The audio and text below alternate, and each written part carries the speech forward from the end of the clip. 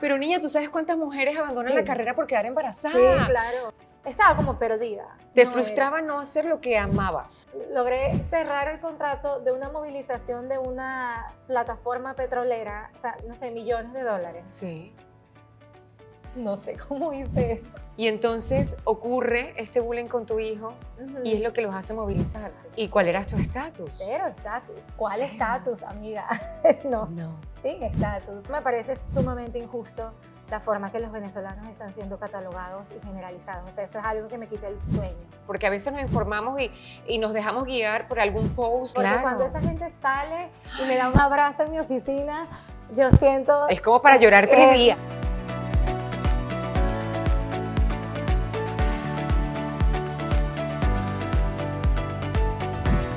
Bienvenidos a Héroes, un espacio creado para conocer historias de gente como tú. Tenemos en casa a Cabimas. Natalia Chávez, mi amor, un Hola, placer un tenerte aquí placer. con nosotros. Muchas gracias. Cabimas Zulia Venezuela, porque todavía no son independientes, ni lo serán. No nos van a dejar. Un placer tenerte acá en Héroes. Natalia, gracias por querer compartir tu historia. De una pregunta, ¿eres héroe de tu propia historia? ¿Heroína? Sí, Sí. definitivamente. Y le brillan los ojos, o sea, que sí lo es. No me esperaba esa pregunta, pero me gusta. Qué bonito.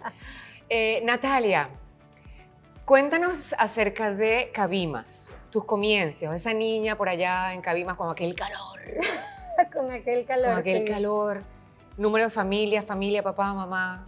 Sí, mira, yo nací en Cabimas, Estado Zulia. Crecí allí toda mi vida. Tengo 5 hermanos.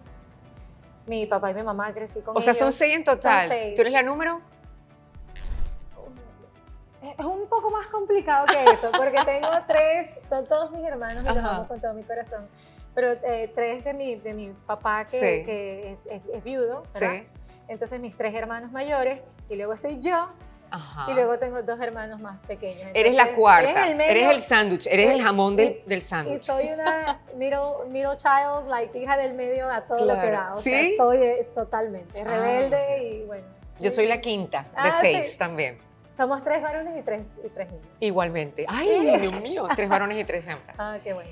Y entonces, ¿cómo transcurre esa infancia allá en Cabimas? Bueno, mira, fui a una escuela, mis papás trabajadores de PDVSA, o sea, mi historia de venezolana comienza desde allí, ¿verdad? De todo lo que hemos pasado. Ambos de mis padres trabajaron en PDVSA, salieron con toda la crisis, con el presidente Sí, claro, Chávez, todo sí. lo que pasó en el 2002. Crecí estudiando en una escuela de las de PDVSA, pues Sí. de las escuelas esas que ¿Qué tenían tal? en PDVSA. ¿Qué tal esa Fue una experiencia? maravilla y yo ¿Sí? voy aquí a mandarle un saludo especial a mi profesora Fanny, que fue mi profesora, mi maestra de la escuela y sembró en mí cosas que yo, y todo lo que estudiamos con ella la recuerdan con mucho cariño. Profesora Fanny, la queremos. La queremos mucho, profe. Ay, cuando vea esto. Entonces, muchas cosas bonitas, me acuerdo de los actos en el colegio, bueno, no sé, tú fuiste a la escuela en Venezuela también, me imagino. Sí. Pero bueno, allí en la escuela y de ahí pasé a un colegio católico, el Virgen del Rosario, en Cabimas también, pues. Mi abuela la mamá de mi mamá fue fundadora de esa escuela, Oh, qué de ese lindo. colegio, entonces ir a ese colegio fue así como muy importante para mi familia. Nunca hablo de esto, así que no estaba preparada para Aquí nos encargamos de hurgar todo, detalles. de averiguar todo. Entonces, ahí Pero es fue lindo que porque me- parte de ser héroe de tu propia historia es conocer esa historia un poco desde la raíz, Claro. desde el comienzo. Ujú. Entonces sí, siempre pregunto un poco por esa infancia, porque generalmente pues nuestros padres nos marcan de alguna manera, ¿no es cierto? Claro. Influyen en nuestra educación, en nuestra forma de pensar, para bien o no tan bien. Claro. Y es ver ese recorrido hasta lograr lo que somos hoy en Claro. día, que es bonito ver todo ese camino, ¿no? Por supuesto. Hasta ahora. Si sientes que tus padres dejaron una marca en ti, ¿todavía están? Sí, no, mis papás viven en San Antonio, Texas, Ajá. con nosotros, bueno, allí en la misma ciudad. Sí, no, definitivamente. Y yo creo que sobre todo mi mamá, yo tengo muchas cosas muy parecidas a mi mamá, para bien y para mal, como tú dices, ¿verdad? Pero no, de verdad que ella, yo creo que lo que más me ha enseñado ella, que me decía cuando yo era chiquita, era pues hay algo así como, no lo recuerdo ahorita muy bien, como, pero hay que preguntar. Si no preguntas, siempre la respuesta es no. Entonces, yo siempre que quiero hacer algo, o será que puedo, y le digo a mi hijo siempre, pero pregunta, pero anda, pero Hay que checa, preguntar. pero intenta. Si no lo haces, de seguro es no. Pero Claro, porque el no preguntar, porque eso pasa mucho. claro, Y te da como miedo o te da la bendita pena. claro, Ay, qué vergüenza, qué pena. Ay, ¿qué van a decir de mí? ¿Qué van a decir de mí? Entonces me quedo con esa pregunta dentro y claro. obviamente Con esas no hay ganas de hacer respuesta. algo, con esas ganas de buscar, con esas ganas de intentar, o sea, sea lo que sea, tú ponle el contexto que quieras, ¿verdad? Pero mi mamá siempre me decía eso y yo creo que eso me ha abierto puertas y me ha llevado a lugares y me ha dejado sentarme en mesas en las que yo jamás pensé que me hubiese Bien. podido sentar. Entonces, yo puedo pensar en muchas cosas, ¿verdad? Que mi mamá me enseñó, mi mamá es una mujer muy inteligente. Todos mis hermanos son muy inteligentes y Ay, qué muy lindo. exitosos y estoy muy orgullosa de cada uno de ellos y de mis papás también porque pues yo recuerdo mucho, y aquí nos ponemos emotivos, me imagino, Ajá. ¿verdad? Cuando pasó todo lo de PDVSA, mis Sí. papás perdieron su trabajo, los dos, 6 hijos, sin trabajo. En ese momento tú estabas allá Sí, estábamos todos en Venezuela, sí. y en ese momento tú estabas ya estudiando, Bachillerato. estabas en bachillerato cuando sucede todo este cambio abrupto que nos afectó a todos en Claro. Venezuela. Sí, ¿Qué pasó? en mi familia, pues ambos de mis papás sin trabajo. Quedan los dos sin trabajo Los dos totalmente. trabajaban para PDVSA. Y los dos quedan. Sí, ambos son ingenieros. Mi papá es ingeniero en petróleo, mi mamá es ingeniera industrial, experta en recursos humanos, o sea, tenía toda su carrera. Mi mamá empezó a trabajar en PDVSA cuando tenía 15 años. ¡Wow! Y mi mamá, creo que si recuerdo bien, entrevistó a mi papá para su trabajo en PDVSA. Y lo enamoró. Y ahí empezó la historia. Entonces, fue como, para ellos fue el perder la carrera de toda su vida. Y yo recuerdo mucho, ellos quedarse sin trabajo, 6 niños en escuela privada, cómo pagar la escuela. O sea, fue una etapa bien dura. Sí. Y a pesar de eso, ellos siguieron adelante. Mi mamá hizo un montón de cosas después de eso para... ¿Qué hubo que hacer para mantener esos 6 niños No, imagínate. estudiando Claro. y para tratar de no cambiarles su dinámica de vida, Claro. me imagino? Mi papá consiguió muchos trabajos en las contratistas petroleras, pero con todo lo que pasó, la lista Tascón y toda esa historia, pues conseguía trabajo y lo corrían, ¿verdad? Lo echaban, lo votaban porque era opositor, era escuálido, Sí. tú llámalo. Entonces, eventualmente tuvo que decidir emigrar a México, mi papá. Él se va primero. Sí. Él sale primero. Sí. Y ustedes 6 se quedan con tu mamá. Sí. En ese entonces, no sé si ya mi hermano mayor ya estaba acá en Estados Unidos, ya se me olvidan un poco los detalles, pero sí, él estuvo varios años como trabajando, que salía y regresaba a Venezuela, y ¿Tu salía papá? mi papá. Y ya después, eventualmente, todo, ya se fue mi mamá con mis 2 hermanos menores, porque yo estaba en Urbe, en la escuela de Derecho. Tú comenzaste a estudiar Derecho. Sí. ¿Por qué Derecho? Mira, yo vengo de una familia de puros ingenieros. O sea, nadie de la rama de Derecho o Ciencias Sociales, mejor dicho. Y tú dijiste, Yo yo voy soy a ser esa ovejita. Cuando me preguntan qué vas a estudiar, Derecho, todos. ¿Pero por qué? Pero, ¿cuándo? Y yo, no sé, mira, yo recuerdo mucho que voy a hacer otro shout out o anuncio a la mejor amiga de mi mamá en ese entonces, era abogada, Jarabey.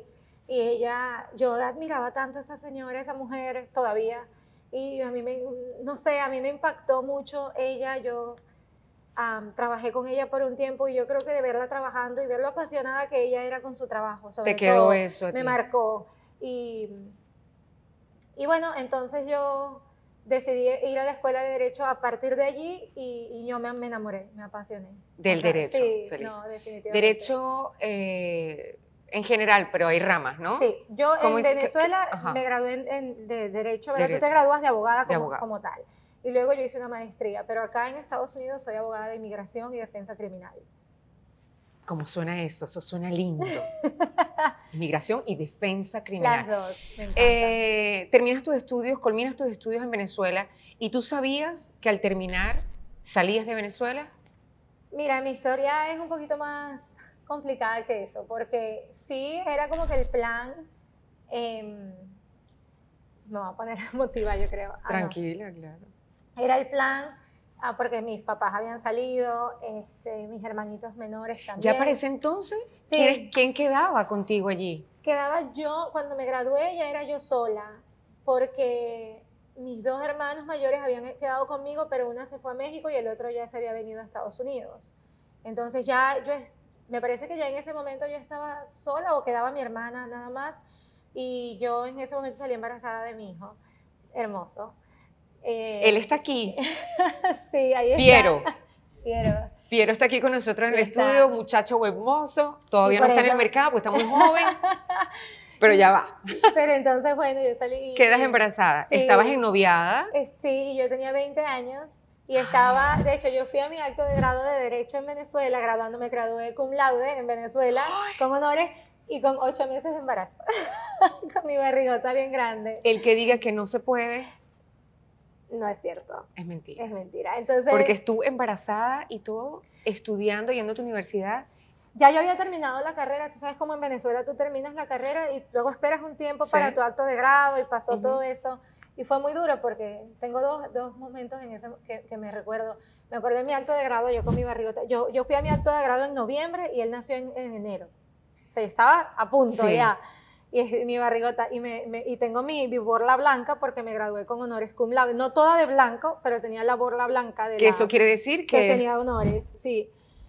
O sea, inteligentísima. Y luego me dice un muchacho que estamos así en la fila para pasar a la ceremonia, y dice, nunca se me va a olvidar, dice, mira, hasta las muchachas inteligentes meten la pata, o algo así, y yo, bueno, ok, o sea, pero esos comentarios que es como... Y en el innecesario. Innecesario, y en el momento Comentario totalmente innecesario. Yo estaba como sensible para eso, ¿me entiendes? Sí. Fue un momento de mi vida bastante duro. Pero también fui muy afortunada. Su papá es una persona maravillosa. Yo no estoy casada con él ya, pero es una persona... ¿No estás casada? ¿Y en ese momento sí nos casamos, sí, porque, bueno, él es una persona maravillosa y... I'm sorry. It's okay. Perdón. Lo siento mucho. Ay, no, qué bello. Pero niña, ¿tú sabes cuántas mujeres abandonan la carrera por quedar embarazada? Sí, claro. Eso hay que repetirlo, porque es espectacular, porque creen que ya me embaracé y ya. Nos casamos y súper, de verdad, enamorados. O sea, fue graduación, casamiento, parto. Mira, yo me acuerdo que mi tía... Son muchas emociones. Sí, yo tengo una tía que es como mi mamá también. Yo tengo dos mamás, yo digo, ¿no? Mi mamá y mi tía Mami, que yo llamo mi tía Consuelo. Tía, te quiero mucho. Tía, la queremos. Y a mi mamá también la quiero mucho. Mamá, también la queremos. Entonces, yo me acuerdo mucho de que ella estaba tan estresada y ella dice, Nati, te voy a hacer un test del estrés. Porque entonces el test te preguntaba todos los eventos que estás viviendo, porque el estrés puede ser hasta por cosas positivas, Sí, ¿cierto? claro, obvio. Entonces, emociones ¿qué te ha pasado? fuertes. Exacto, ¿qué te ha pasado en los últimos 6 meses? Casarse, check.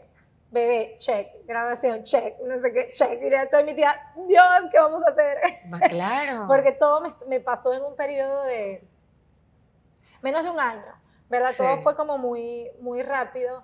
En el momento, te hago esta pregunta. En el momento en que quedas embarazada, que no es una metida de pata, es sencillamente porque esa criatura hermosa tenía que venir. Así es. Y a veces uno no lo decide. ¿Cuándo? Uno no decide cuándo. Pero no es metida de pata. Claro. Eso es horrible, por favor, no pensemos así. Es una bendición que trae cosas maravillosas. Así es. Pero en el momento, porque estabas muy joven, en el momento en que te das cuenta que quedas embarazada, ¿pensaste en algún momento renunciar a tus estudios, renunciar a lo que estabas haciendo?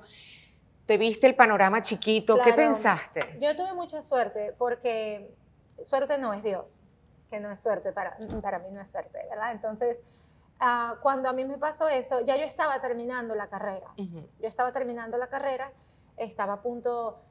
De hecho, yo no tuve que hacer tesis porque me gradué con honores, a mí me eximieron la tesis, entonces no tuve que hacer tesis, gracias a Dios, y ya yo estaba terminando. Entonces, fue un momento en el que ya lo que me faltaba era muy poco. Entonces, no me interrumpió el curso de mis semestres, ni mucho menos. Lo que sí me pasó, y esto también lo recuerdo mucho, es que yo trabajaba para la Fiscalía del Ministerio Público. Hice mis pasantías en la Fiscalía del Ministerio Público. Me iba súper bien. Derecho criminal, si lo piensas, entonces me iba súper bien, me llevaba súper bien con las fiscales, un equipo súper, me encantaba lo que estaba haciendo, por supuesto me ofrecieron el trabajo, el soñado trabajo de después de graduarte, me ofrecen mi trabajo y yo en las nubes, y cuando les cuento que estoy embarazada, dicen, gracias, pero no te vamos a ofrecer el trabajo. O sea, literalmente Gracias, no nos llames. Gracias, así Ya. quedó. Entonces, y eso fue, eso, o sea, pensando en tu pregunta, ¿verdad? Sí. Eso sí fue muy duro, porque fue como yo había trabajado por tantos años, porque había trabajado con ellos ya antes, era como que un sueño hecho realidad, Sí. y a esa edad, ¿verdad? Cuando te estás graduando, tu Claro, primera estás oportunidad. joven, exacto. Entonces fue muy, muy duro. Yo me acuerdo saliendo de esa oficina al ascensor y llorando, pues sentía como que, ¿sabes? Como esa edad tan joven, dices, esta era mi oportunidad y la Sí. perdí, y no voy a tener una nueva, y no va a venir otra, y de verdad piensas que es así, de Piensas verdad que lo era sientes. así, pero no es así. Pero definitivamente no es así, No. y Dios opera de formas maravillosas y te abre puertas, y yo hoy siento que estoy haciendo, o sea, tengo el trabajo de mis sueños, no cambiaría lo que hago por nada del mundo, ni por más dinero, ni por más fama, ni por, o sea, de verdad, y tomó muchos años y muchos tropiezos, ¿verdad? Y muchas oportunidades Claro. perdidas llegar ahí, pero llegué. Te gradúas, nace Piero, te casaste, Sí. nace Piero, te gradúas, todo eso. ¿En qué momento te sientas con el padre de tu hijo y con tu bebé y dices, ok, es hora de irnos de Venezuela? Una decisión muy difícil, ¿verdad? Para todos. Yo creo que cada uno tiene una historia del momento en el que llega a esa Sí. decisión. Ya toda mi familia estaba afuera, ya mis papás estaban afuera. De mi familia cercana, de mi núcleo familiar, yo era la única que quedaba en Venezuela. Mi esposo después trabajaba en PDVSA y yo también tenía otros negocios o empresas que tenía con amigas y otros emprendimientos, digámoslo así. ¿Como cuál? Yo, bueno, hice una compañía que yo daba clases. Cuando yo salí embarazada y me gradué y perdí la oportunidad de trabajo que tenía, cuando mi hijo nació posteriormente quería trabajar porque tenía como ese deseo frustrado, ¿verdad? De trabajar, de profesional y toda la cosa. Entonces, la oportunidad que se me abrió fue de ser profesora de inglés del CEBAS. No sé si sabes que el CEBAS es una academia de inglés del estado Zulia. Ah, no. Okay. No, estudié en una academia similar en Caracas. Bueno. En el CBA. Bueno, en Venezuela, Algo en así. el Zulia era el Centro Venezolano Americano Y del tú tenías Zulia. el inglés chévere. Yo estudié inglés en el CEBAS y cuando me gradué del CEBAS yo tenía como 17 años y en mi último nivel del CEBAS mi profesor me dice, tú deberías dar clases de inglés porque tienes un inglés muy, muy bonito y lo hablas muy bien y tienes la habilidad de enseñar. Y yo cuando estaba en la universidad incluso, yo empecé a dar clases de inglés jovencita. Yo ni me acuerdo qué edad tenía cuando yo hice eso. Y luego lo dejé y cuando tuve a Piero, a mi hijo... Lo retomas. Lo retomo porque quería trabajar, ¿verdad? Como había perdido mis oportunidades, sentía que necesitaba eso, yo empecé a trabajar allí. Y luego con una amiga hicimos como una academia de inglés y la teníamos nosotras y nos estaban invitando a ¿cómo se dice esto? Eventos en Inglaterra con los libros que utilizábamos. Mira, qué lindo. O sea, y no podíamos ir por la situación país también. Entonces, fue como una acumulación de eso, la situación política, problemas que tuvimos en ese sentido también. Qué importante esa herramienta del idioma, ¿no? Claro, yo llegué a Estados Unidos mira, mi historia cuando yo llegué acá fue bastante... Pero dime, ¿cuándo decides venirte? Eso fue en 2015. El del 2015 sales de Venezuela. Salgo de Venezuela a México. Yo me voy a México con mi hijo y mi esposo en ese entonces. Mis papás vivían en México. Pero ¿cómo toman la decisión? O sea, ya tú dejaste de dar clases en inglés, sí, dejaste tu compañía y dijeron, es momento de irnos. Sí, porque pues la situación política ya estaba bastante complicada. crítica, habían sucedido algunas cosas en nuestro círculo cercano. Y deciden ya ir. Y además de eso, pues el tema económico, el tema social, o sea, te digo que sentíamos que estábamos tratando de crecer algo no te lo permitían, Sí. O sea, entonces cuando sucedió eso, nosotros salimos en mitad de año del 2015, yo creo que esa fue una decisión que tomamos a principios de año del 2015, fue algo bastante rápido. Mis papás estaban en México, mis papás son de la industria petrolera y ellos vivían en Tabasco, que es un estado petrolero en México. Entonces fue como llegar allá a buscar esa oportunidad pues de que él pudiera continuar con mi ex esposo es ingeniero industrial, Ajá. trabajaba con la industria petrolera, y bueno, entonces buscar esas oportunidades y nos fuimos a México.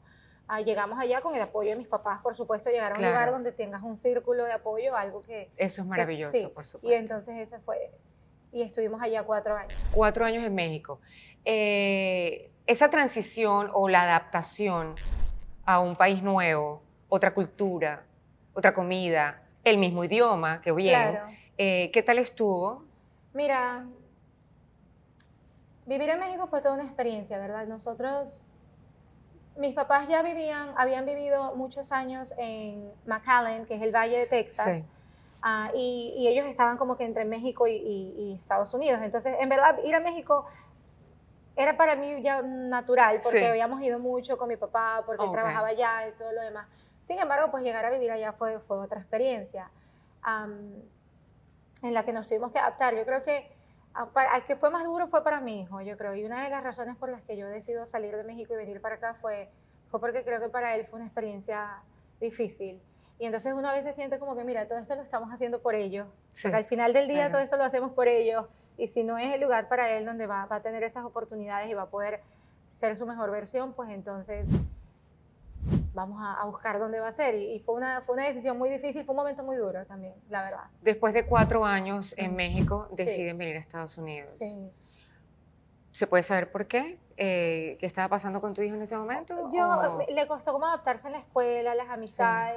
Yo creo que hubo un poquito de tema de bullying allí, que parece mentira, la gente habla tanto de ese tema aquí en Estados Unidos y nosotros acá no lo hemos vivido, pero sí, desafortunadamente lo vivimos allá. El bullying es universal. Claro. Lastimosamente, es algo universal. Es una condición, no sé qué pasa con el ser humano, que es una necesidad de burlarse Claro. de otro y sí, a esa edad. Y si hay algo que yo le he enseñado o tratado de enseñar a mi hijo, espero que lo esté aprendiendo, es como no victimizarnos. Entonces, a mí no me gusta ni victimizarme, ni que él se victimice, entonces yo no soy de las que enseguida va a buscar como ese puesto de víctima o de victimización.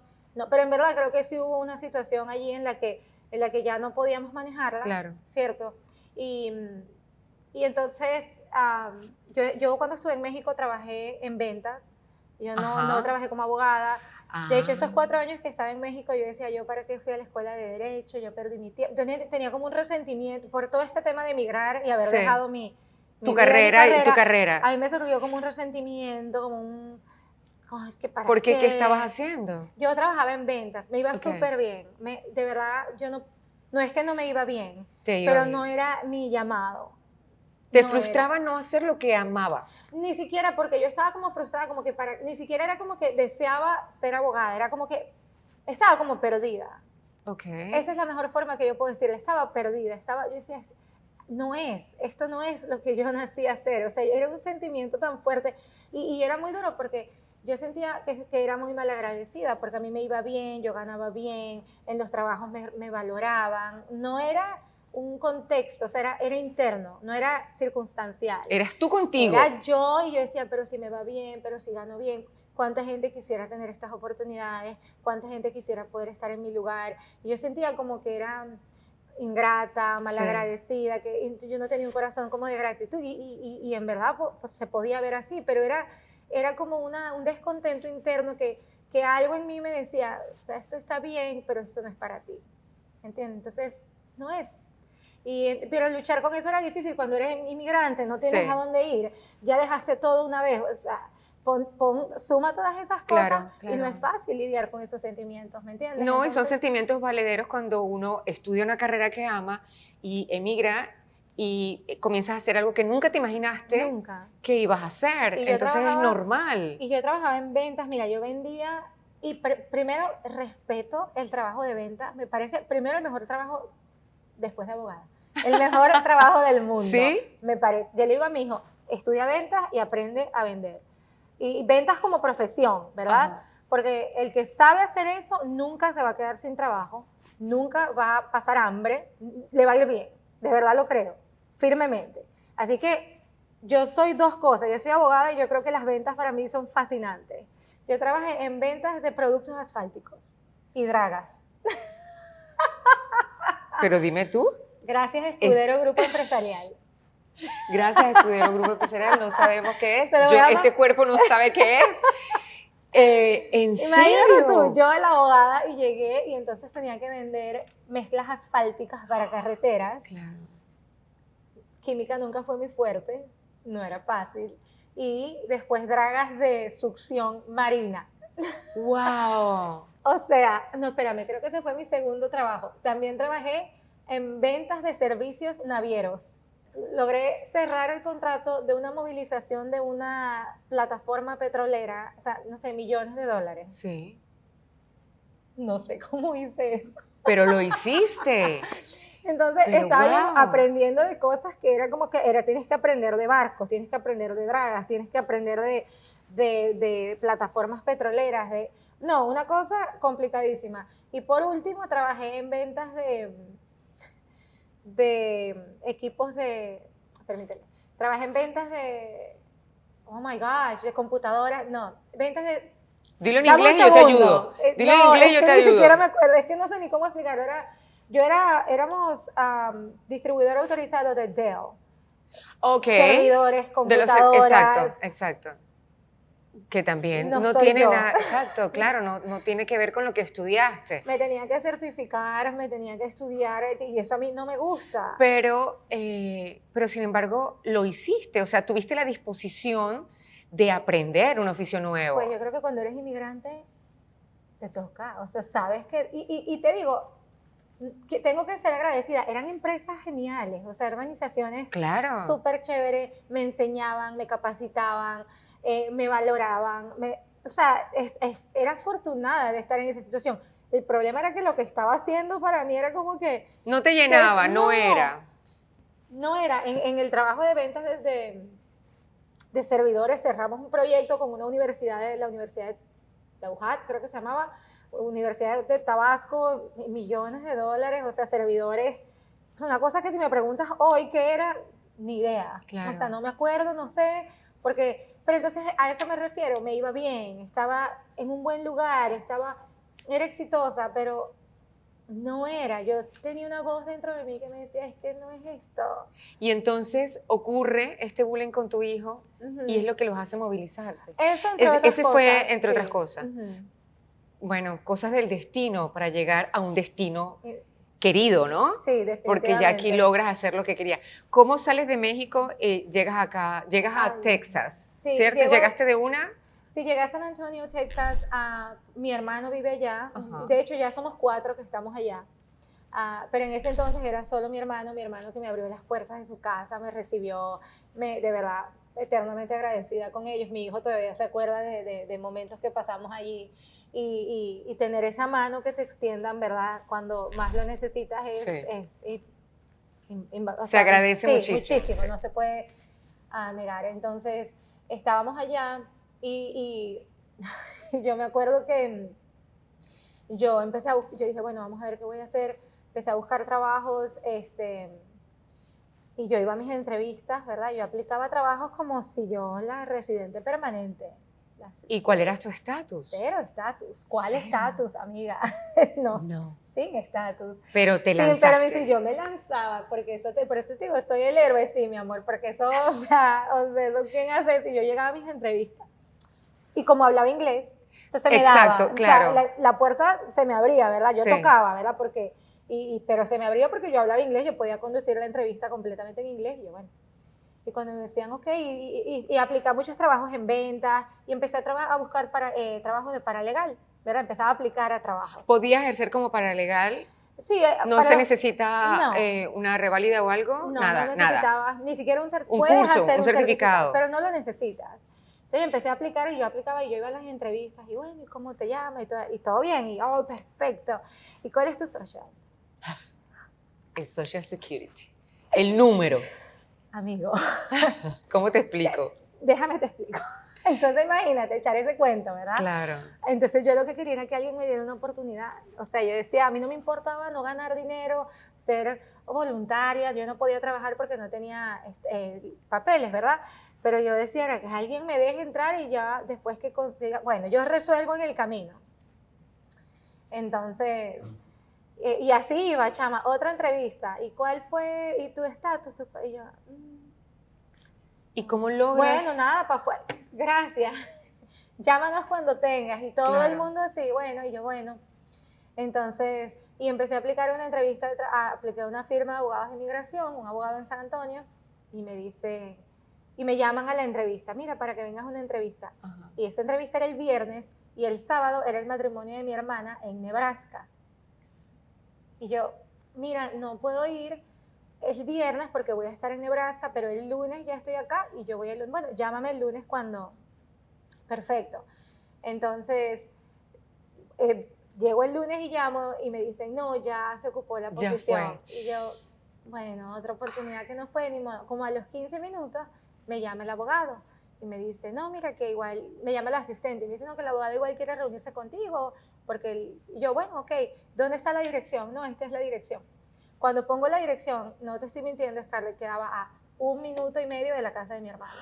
O sea, estaba al lado, Te ibas a pie. casi. O sea, Entonces, bueno, fui cuando me dijeron, mira, no, ya ocupamos la posición, pero me gusta tu perfil, quería conocerte. Cuando me hizo la entrevista, obviamente llegamos a la pregunta de oro. claro. Y yo, ah.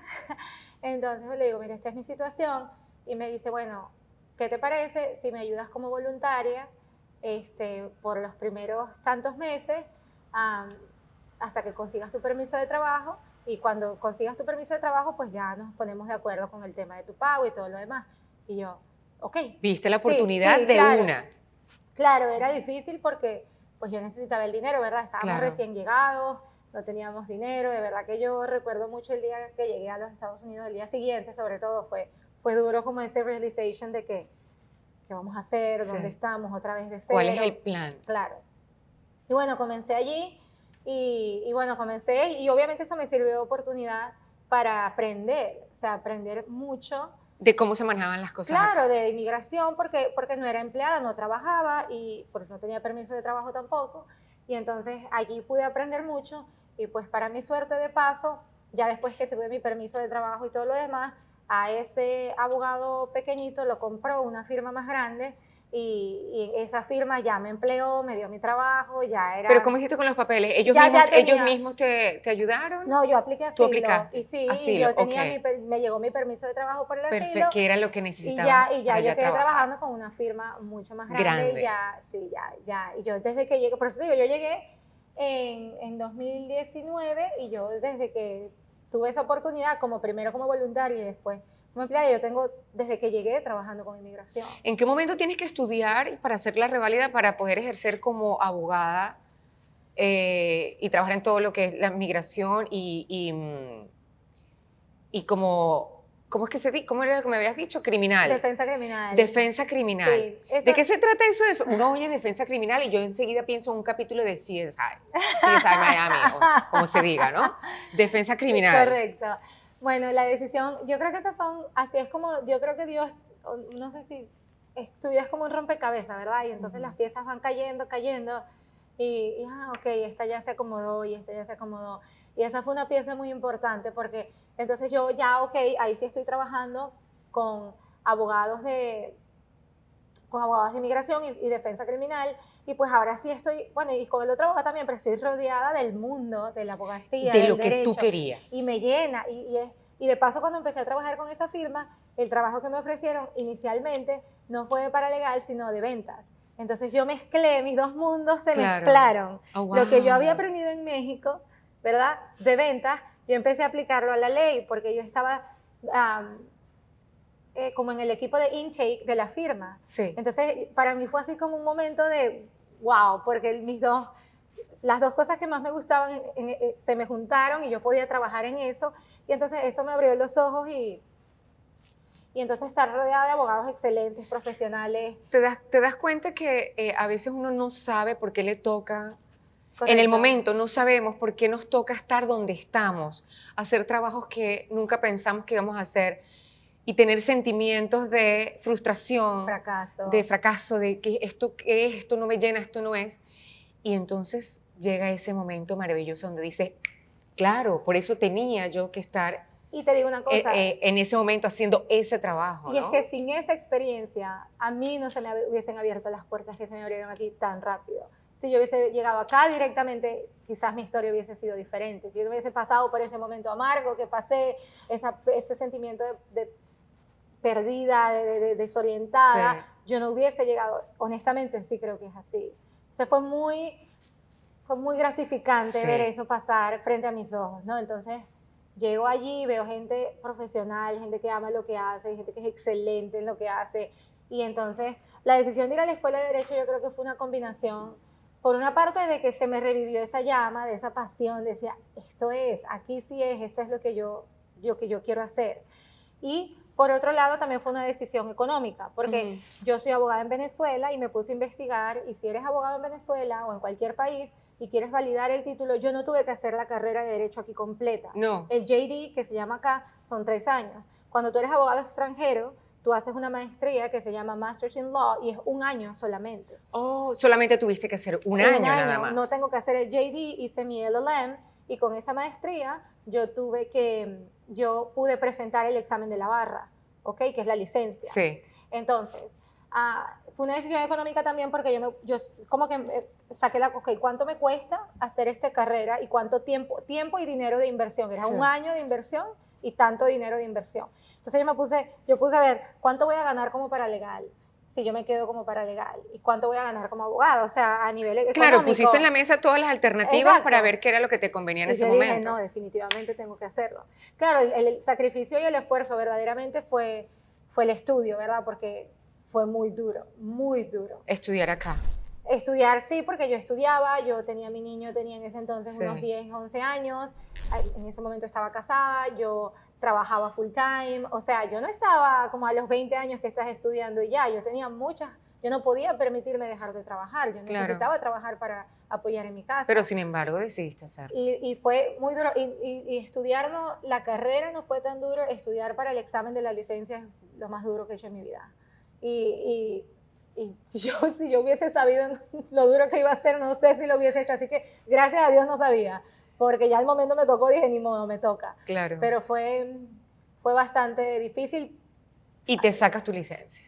Yo hice el examen en julio del 2022 y lo aprobé, y tengo mi licencia desde diciembre del 2022. Sí, soy abogada con licencia en el estado de Texas desde diciembre del 2022. En el estado de Texas. Pero inmigración es federal. Ok. Inmigración yo lo puedo ejercer a nivel federal porque inmigración no es estatal. Lo que pasa es que como funcionan aquí las leyes en Estados Unidos es que cada estado, la gran mayoría de las leyes son estatales. Okay. Entonces, yo tengo licencia para ejercer en Texas. Por ejemplo, yo abogada de defensa criminal solo puedo hacerlo en Texas, no acá en Miami, en Florida. Exacto. Porque mi licencia es de Texas. Inmigración sí, porque inmigración es federal. Es federal. Vamos a decir tus redes sociales, Natalia. Es @abogadalawtina. Tú lo dices más bonito, a ver.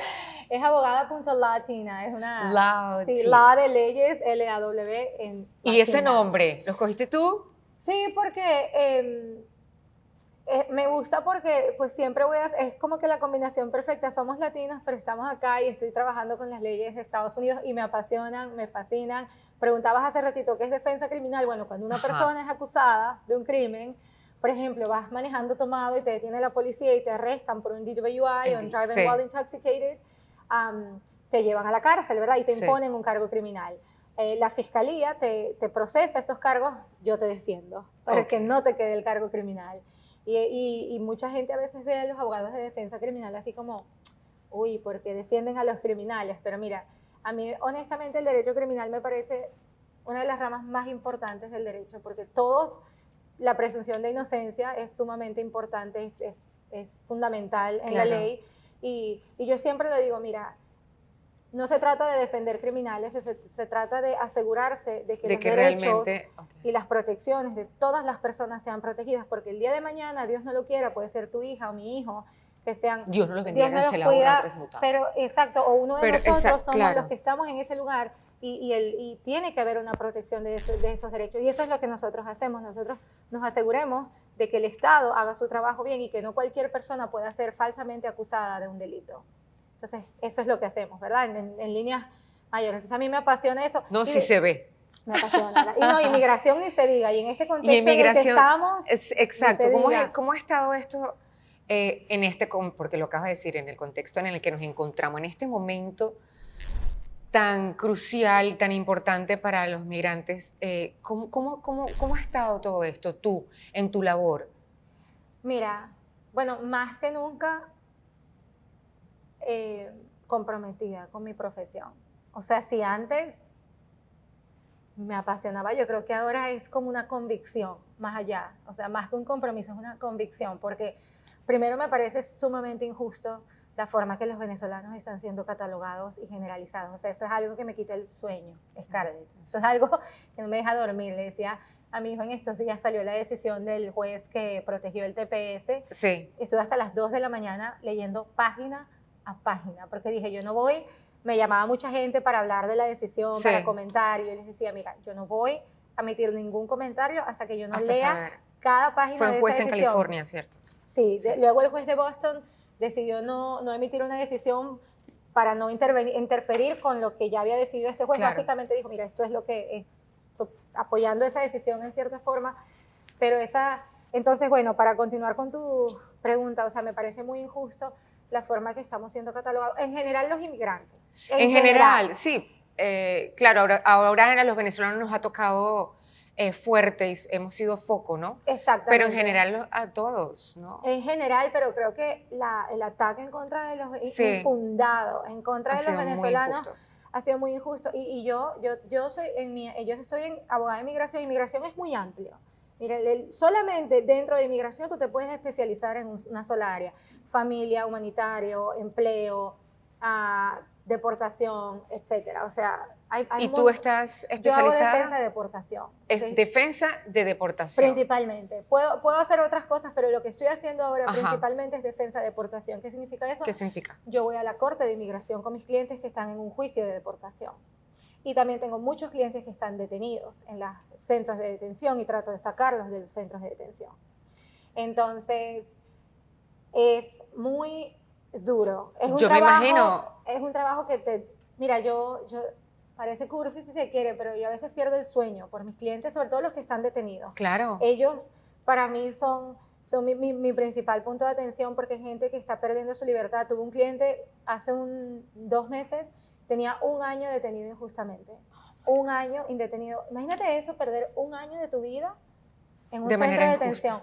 Y lo logré sacar, ya está con su familia. Entonces esos momentos, o sea, imagínate pensar que cada día, o sea, mi trabajo, lo digo con mucha humildad, no por mí, sino por mi trabajo y porque Dios me utiliza para hacer esto a mí y para bendecir, si Él lo permite, a las familias que yo sirvo.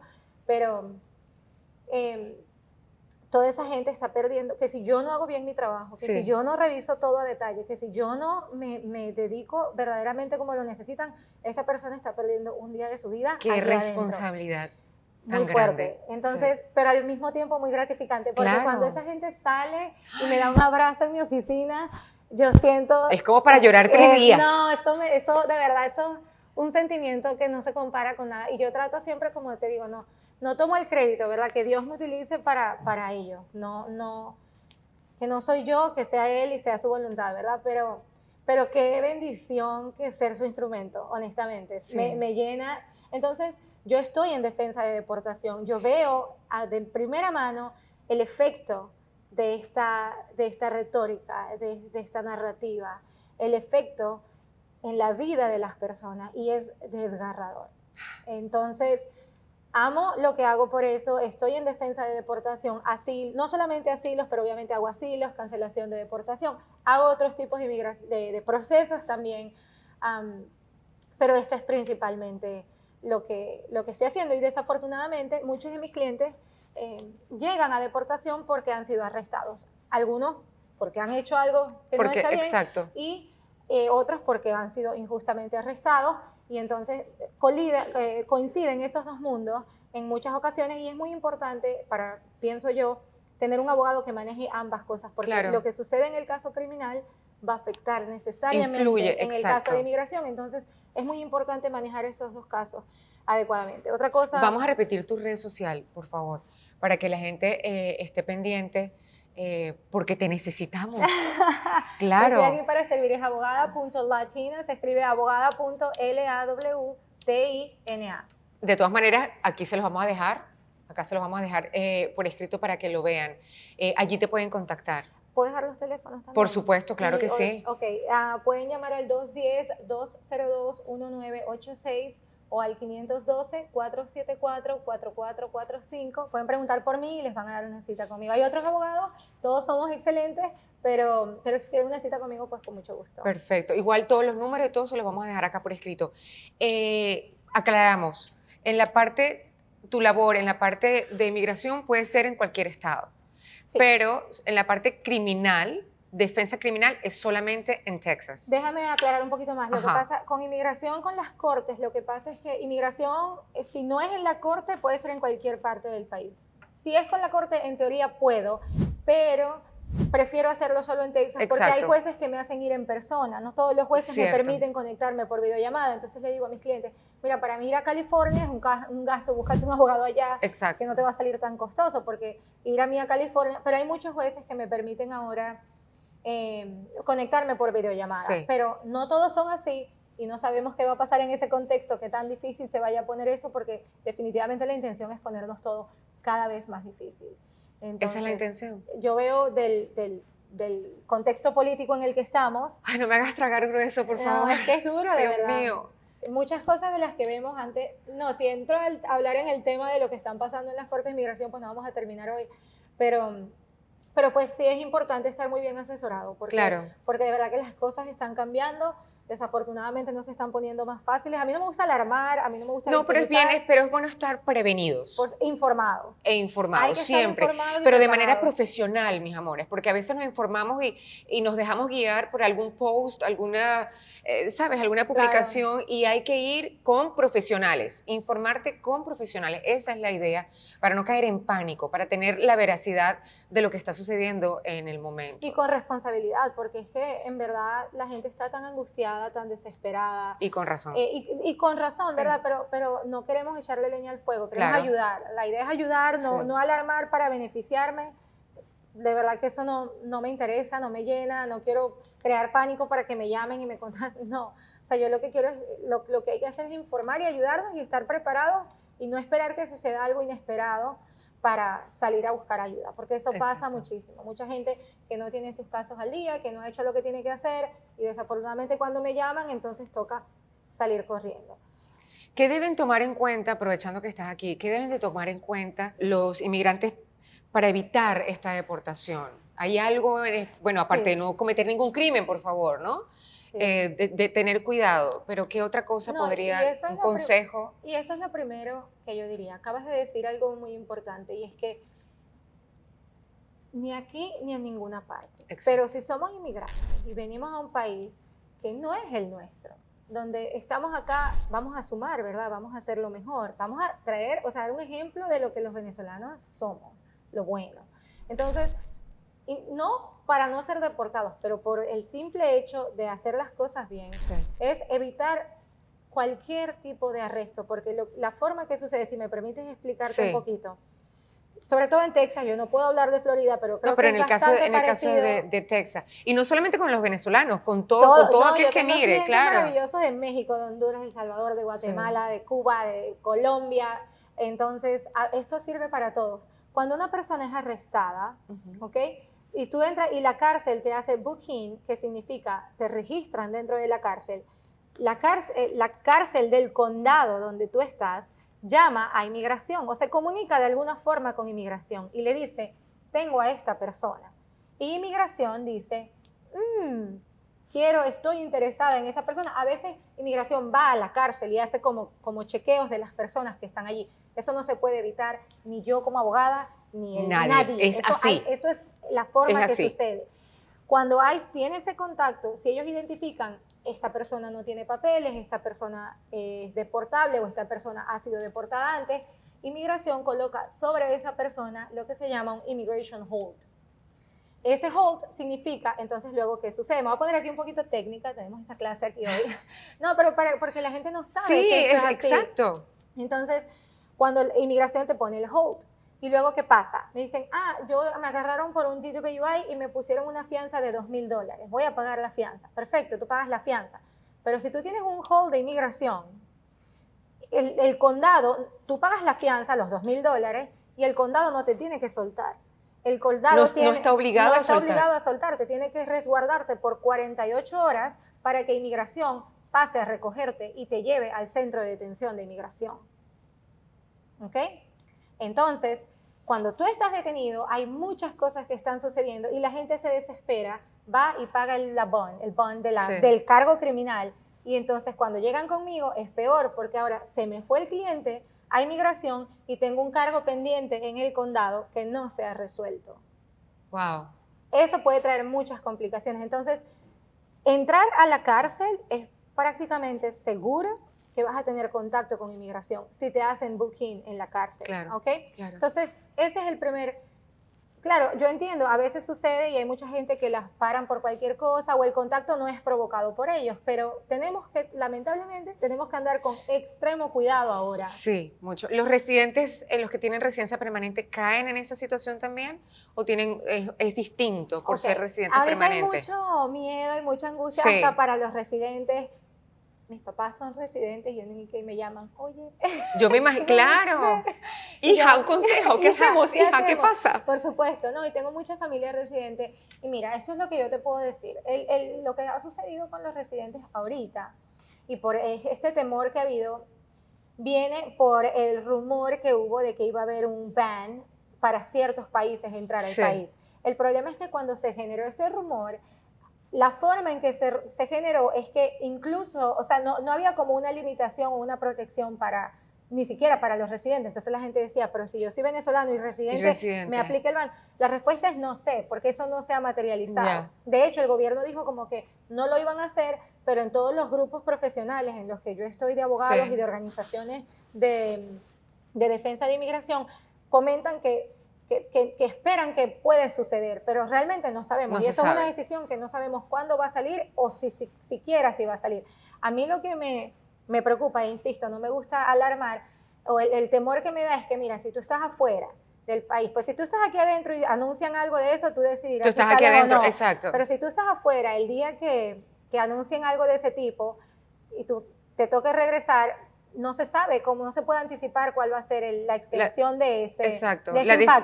Sí, siendo residente, la decisión que tome el cónsul a la hora de que tú entres, no ¿o qué? Cuando tú entras, tú pasas por Customs and Border Protection. Ajá. Y yo siempre le digo a mis clientes, el problema es que esos son seres humanos como tú y como yo, y a veces las instrucciones no vienen claras. Entonces tú estás a expensas de cómo esa persona interprete lo que está pasando mientras no haya claridad. Yo creo que para responder tu pregunta, los residentes sí están protegidos. O sea, los residentes son libres de salir y entrar al país siempre y cuando residan en Estados Unidos al menos 6 meses al año. Claro. ¿Okay? Tienen esa obligación de residir 6 meses al año. Entonces, en líneas generales, el residente puede entrar y salir y eso no ha cambiado. Todo este temor que ha surgido ha sido por este rumor que hubo del ban en el que Venezuela está incluido. Entonces, pero yo no puedo comentar al respecto porque eso no ha sucedido. Exacto. Y si sucede, habrá que analizar cuál es la extensión de este ban y también yo diría, si llegan a querer afectar a residentes, yo creo que van a surgir demandas, lo que pasó con el TPS. Entonces, exacto. Pero eso toma tiempo en resolverse. Otra cosa que te puedo comentar de los residentes es que aunque tú seas residente de Estados Unidos, las bases de inadmisibilidad y deportabilidad siguen aplicando a ti. Es decir, un residente puede ser deportado y un residente puede ser considerado inadmisible y negársele la entrada a los Estados Unidos. Principalmente por cargos criminales. Por cargos criminales. ¿Ok? Entonces, no es que ser residente te garantiza entrar al país, claro. Pero sí tienes ese derecho a menos que estés bajo una de las bases de inadmisibilidad o deportabilidad. Tengo una cliente residente que le advertimos, no vayas a tu país, no salgas porque vas a tener problema entrando por algo que había sucedido. Tomó la decisión informada y regresó y está detenido en un proceso de deportación. Entonces nosotros entramos y en ese caso los residentes tienen un proceso que se llama, vamos a suponer un residente, lo ponen en un juicio de deportación para quitarle la residencia. Hay un proceso de cancelación de deportación para residentes en el que el residente puede mantener su estatus. Entonces es un tema bastante complejo, pero para responder tu pregunta, si un residente es libre de viajar afuera y regresar al país, siempre y cuando no tenga una base de inadmisibilidad o deportabilidad. Gracias. De nada. @abogada.lawtina. Aquí va a aparecer. Me encanta. Muchísimas gracias por habernos hablado de esto. Gracias por haber pasado por todos estos trances de tu vida hasta llegar a realizar lo que amas hacer y se te ve, se te nota, te brillan los ojos cuando hablas de esto. Qué bonito, es siempre maravilloso contar con aliados como tú, sobre todo en la época en la que estamos viviendo. Ya se nos acabó el tiempo, pero debo preguntarte, ¿cuál es ese superpoder, ya que eres heroína de tu historia, cuál es ese superpoder que has tenido, tienes y sientes que seguirás teniendo para seguir realizando tu labor o más y más? Mira, yo creo que mi superpoder es la resiliencia. Yo, como te conté, ¿verdad? He pasado por muchas cosas. He tenido una vida maravillosa porque no me voy a sentar a quejarme de lo que me ha pasado. Siento que soy súper afortunada, pero al mismo tiempo he caído duro, pero dos cosas en ese punto, dos cosas. Yo siempre lo digo así, vuelvo otra vez a sonar cursi tal vez, pero yo siento que cuando yo voy cayendo, a mí Dios me ataja justo antes de tocar el suelo. O sea, cuando estoy a punto de estrellarme, esa mano me rescata y contar con eso, pues te hace sentir, ¿verdad? Que no hay obstáculo más grande que no pueda ser sobrellevado. Pero además de eso que es lo principal, yo tengo una habilidad que me la habrá regalado Dios, me la sembraron mis padres, me la he visto en mis hermanos, cada uno de mis hermanos es exitoso y maravilloso por su propia naturaleza y yo he visto y he aprendido algo y he tenido un ejemplo de cada uno de ellos, pero es esa habilidad de decir, bueno, pero aquí no me quedo, ya estoy abajo y para arriba es para donde sale, ¿no? Para donde Claro. toca. Entonces, y yo creo que cuando aprendes a convencerte a ti misma de que sigas un poquito más, de que no pares, de que no pierdas esa fe, esa esperanza que va a llegar esa oportunidad o ese momento, pues sigues y no paras. Y yo creo que ese es mi superpoder, es que yo tengo a Dios que me ayuda y me levanta, soy muy resiliente y no paro. Muy bien, qué bonito, gracias Gracias, por esas bellas Carlos. palabras. Ha sido un placer tenerte aquí con Igualmente, nosotros, muchas Natalia. gracias. Y a ustedes, gracias por seguir con nosotros aquí en Héroes, escuchando estas historias maravillosas que nos ayudan a crecer, que nos dan impulso, que nos inspiran. También véanos a nosotros en nuestras redes sociales, Hispano TV y asimismo en YouTube. Se les quiere. Bendiciones.